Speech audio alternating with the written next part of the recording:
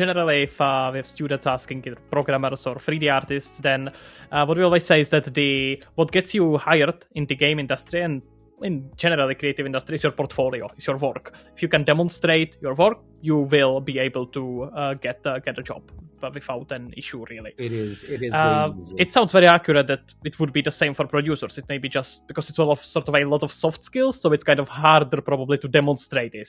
And for like a 3D artist, it's really easy to show how a good portfolio looks like. For programmer, a bit harder, but still you can find a way to show it. Sounds like it's gonna be much harder for a producer. It is, but again, it's a game recognized game thing. So if I see a game well done and there is someone there that is not just one thing, or there are a bunch of things, or they're a producer, or there's usually someone I can kind of pinpoint and go like, oh, okay, this person knows their stuff. They got this working, they got this rolling.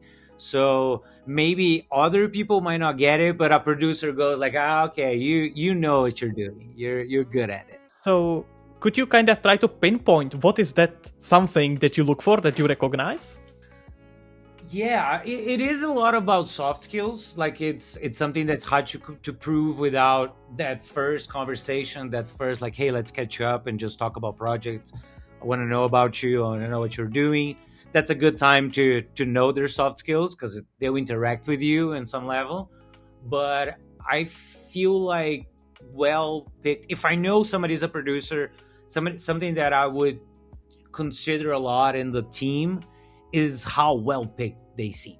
Like sometimes you get those little magical moments where you go like, the art and the game design and the soundtrack are all like just jamming so well together. That's usually a director or a producer, because it's not. I'm not saying there are people like Cardboard Computer from Kentucky Route Zero and people like that who they can do the whole thing. Like they're magically enlightened by something and they do everything and it's awesome. But for me, it's usually there is a producer. There's somebody identifying these little precious nuggets, like, oh, this guy did this 2 soundtracks that nobody knows, but damn, they have like this vibe and this texture that I want for my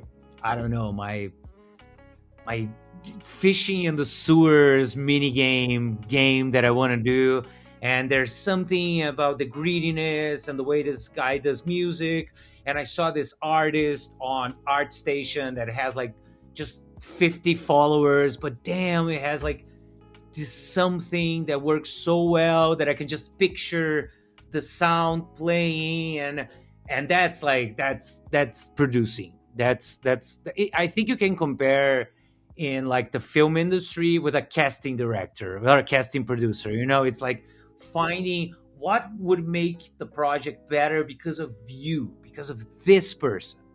And then comes some soft skills of like, how do I get this person on my side? Because maybe I don't have a lot of money, maybe I don't have any money. So how do I show this guy in like Lithuania that me in Brazil, I'm gonna produce a game that, bro, if we get our thing together, our ideas, I know we're gonna put out something that is gonna get us noticed. How do you show this person this?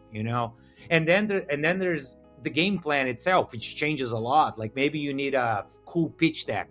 Maybe you just need a cool pitch deck with concept, or maybe you need to get the dev on your side first and do a little demo so you can show to the artist. There's an equation that will present itself to you. You'll sweat it a little over it, polishing it and making sense of it. But there is that. I feel like in Crow's Requiem that was kind of the case. Like the first person was the guy who became my business partner, who's the dev. Like I can't do games without a dev, like a really good dev. So hey dude, let's be partners, let's do this together, let's share the burden, share the glory, let's go.